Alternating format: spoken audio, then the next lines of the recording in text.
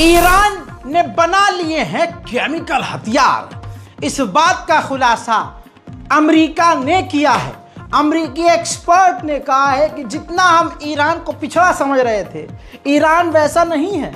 और यह बात तो मैंने भी कही थी भैया, लेकिन खैर क्या ही कह सकते हैं। रिपोर्ट पर आते हैं। अमेरिका के एक्सपर्ट ने खुलासा किया है कि ईरान ने ऐसे केमिकल हथियार को बनाया है और उसको बहुत जल्द तैनात भी कर देगा कि ऐसा वो हथियार है कि उससे इंसान पैरालाइज हो सकता है, उससे इंसान मारा जा सकता है, जिस्म उसका जल सकता है। अगर वो सांस की नली तक उस हथियार के केमिकल का जरा सा डस्ट भी चला गया तो इंसान मर सकता है। जी हाँ, ऐसा केमिकल वेपन अमेरिका और इजराइल के खिलाफ ईरान ने बनाया है कि इजराइल हैरत पे है। सबसे बड़ी बात डराने की एक्सपर्ट ने ये कही है कि जो ईरान के प्रॉक्सीज, ईरान के जो साथी लड़ाकू हैं सीरिया में, लेबनान में, अलग अलग इराक के इलाके में, ईरान के बॉर्डर पर, इजराइल के आसपास, ईरान उनको ये केमिकल हथियार ग्रेनेड के अंदर, छोटी मिसाइल के अंदर, हल्के फुल्के ड्रोन्स के अंदर डाल कर दे सकता है, जिसके बाद ईरान के ये जो हथियार हैं ये और ज़्यादा खतरनाक हो जाएंगे। बस दोस्तों, इससे ज़्यादा बोलूँगा तो कभी पेशाब न निकल जाए अंधभक्तों के साथ साथ इजरायलियों का। वहीं सुबह की रिपोर्ट में आपको बता और दिखा चुका हूं कि किस तरह से, न जाने क्यों कैसे ये हो गया कि बिन सलमान ने ईरान को सपोर्ट कर दिया। और ये सिर्फ मुंह से नहीं, ग्राउंड पर भी नजर आ रहा है। लीजिए ये तस्वीर देखिए, ऐतिहासिक ये तस्वीर है। ऐसी तस्वीर शायद ही हमें कभी दोबारा देखने को मिले और शायद ही हमने कभी ऐसा देखा हो। बताना चाहूंगा, आप ध्यान से देख लीजिए। ईरान पहुंचे हुए हैं सऊदी अरब के आर्मी चीफ के जो सबसे बड़े ऑफिसर हैं, उन्होंने मुलाकात की है ईरान के आर्मी चीफ से। देख रहे हैं आप दोस्तों, ईरान पहुंचे हैं सऊदी अरब के आर्मी चीफ और उन्होंने ईरानी ऑफिशियल से मुलाकात की है। दो देशों की सेना के जब सुपर सीनियर मिलते हैं, कमांडर मिलते हैं, तो बहुत बड़ा ये इशारा होता है। क्या ईरान और सऊदी अरब एक दूसरे को सिक्योरिटी की गारंटी देने वाले हैं? अगर ऐसा होता है तो सऊदी अरब के लिए तो चुम्मेश्वरी वाला हो जाएगा मामला ये, क्योंकि ईरान से बचने के लिए, ईरान से अपने आप को बचाने के लिए अब तक सऊदी अरब अमेरिका से कहता था कि आप हमारी गारंटी की जिम्मेदारी लीजिए। लेकिन सऊदी अरब का ये अच्छा कदम है कि डायरेक्ट अब ईरान से दोस्ती करके, क्योंकि भाई ये छोटा यार ईरान सऊदी का, तो अगर मिलकर ये काम करेंगे तो मामला ही खत्म हो जाएगा और दुश्मन फायदा उठा नहीं पाएगा। उधर ईरान के आसमान में एक बार फिर से अजीब सी ये चीज नजर आई है, जिसे सैटेलाइट कह लीजिए या कोई अनआइडेंटिफाइड चीज कह लीजिए। ईरान के खिलाफ ये क्या हो रहा है नहीं पता, लेकिन ईरान पूरी तरह से अलर्ट पर है। वो बात अलग है कि ईरान के आसमान इतने सुरक्षित नहीं है।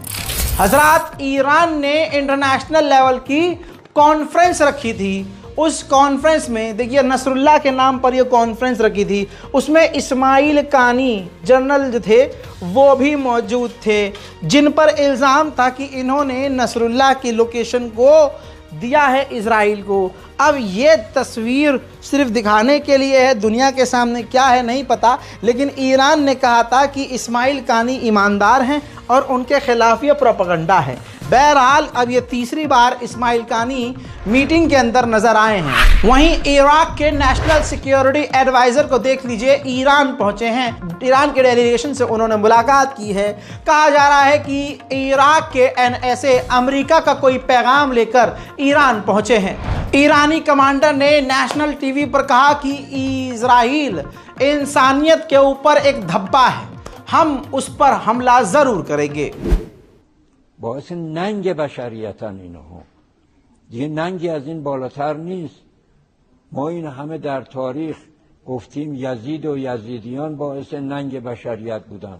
امروز این قوم، خدا رحمت کنه شهید بزرگوارمون شهید آیت الله مطهری، فرمودند برین یزید زمانتون رو بشناسید.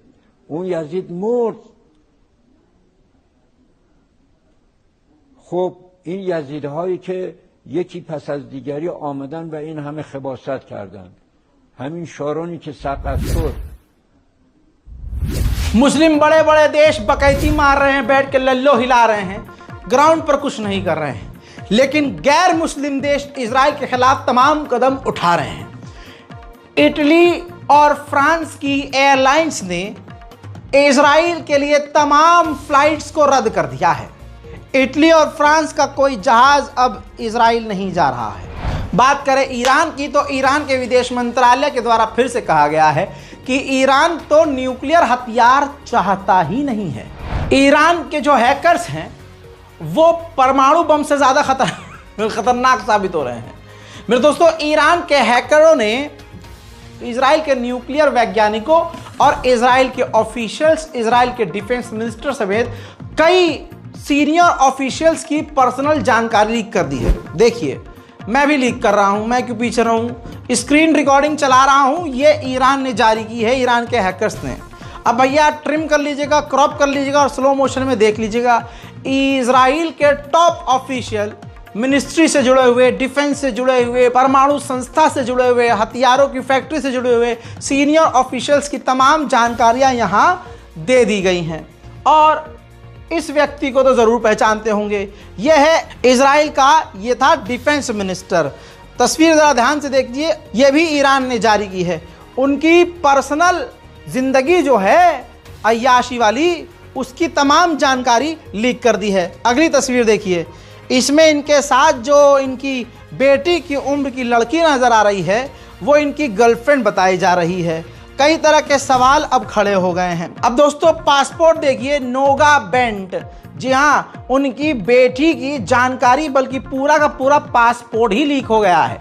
पासपोर्ट की जो जानकारी है वो ऑथेंटिक होती है और पूरी दुनिया के लिए बराबर होती है। डेट ऑफ इशू आप देख रहे हैं 12/18/2016 और डेट ऑफ बर्थ देख रहे हैं 17/12/1996। हजरात मोहतरम, बताना चाहूँगा कि ये इजराइल के पूर्व डिफेंस मिनिस्टर की बेटी की भी जानकारी ईरान के द्वारा लीक कर दी गई है। मेरे दोस्तों, उधर इजराइल और अमेरिका को तगड़ा झटका ये है कि ईरान के बैंक और रशिया के बैंक ने डील कर ली है, दोनों देशों ने डील करी है। अब दोनों के बैंकिंग सिस्टम कनेक्ट हो गए हैं और अब बिना डॉलर के अपने अपने स्टाइल में और अपनी अपनी करेंसी में रशिया और ईरान एक दूसरे के साथ डील कर रहे हैं। नेतन्याहू ने जो नया डिफेंस मिनिस्टर बनाया है, उसने अपनी पहली और दूसरी मीटिंग में ये कह दिया है कि ईरान के न्यूक्लियर प्रोग्राम इस बार सबसे ज़्यादा एक्सपोज हो चुके हैं और हमारे पास पहली बार खुला मौका है। हमें ईरान की न्यूक्लियर फैसिलिटी को तबाह कर देना चाहिए। अबे भैया, नेतन्याहू ने तो इस व्यक्ति को डिफेंस मिनिस्टर बनाया ही इसलिए है क्योंकि यही तो बयान सुनना था नेतन्याहू को।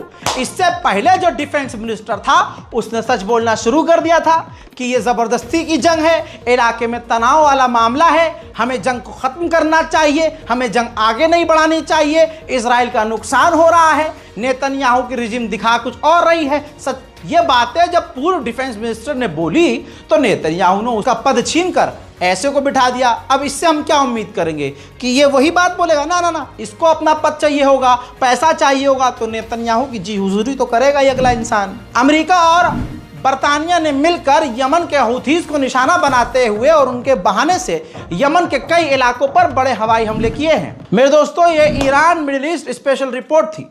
आपको कैसा लगा ये जानकर? हमें बहुत अच्छा लगेगा। नीचे कमेंट कीजिए, वीडियो को शेयर कीजिए। हमारा तीसरा चैनल रज़ाग्राफी सोशल जाकर सब्सक्राइब कीजिए, क्योंकि खुदा खास्ता फिर से कुछ ऊपर नीचे अप्स एंड डाउन आते हैं तो मैं उस तीसरे चैनल पर भी यही काम करना शुरू कर दूंगा। तो जाइए, उस पर दुनिया भर की ऐतिहासिक कहानियाँ, दुनिया भर के ख़तरनाक से ख़तरनाक इन्वेस्टिगेशन और बहुत सारी जनरल नॉलेज वहाँ पर मौजूद है। और कई तरह के हम प्रोजेक्ट्स पर पहले से काम कर रहे हैं। एमरजेंसी के लिए अगर कोई भविष्य में कोई ऊंच नीच आती है तो हम उस चैनल पर भी आपको न्यूज़ अपडेट देना शुरू कर देंगे। ये चेहरा जहाँ जाएगा आपको खबर ज़रूर बताएगा। इस रिपोर्ट को शेयर कीजिए, चैनल को सब्सक्राइब कीजिए। जय हिंद।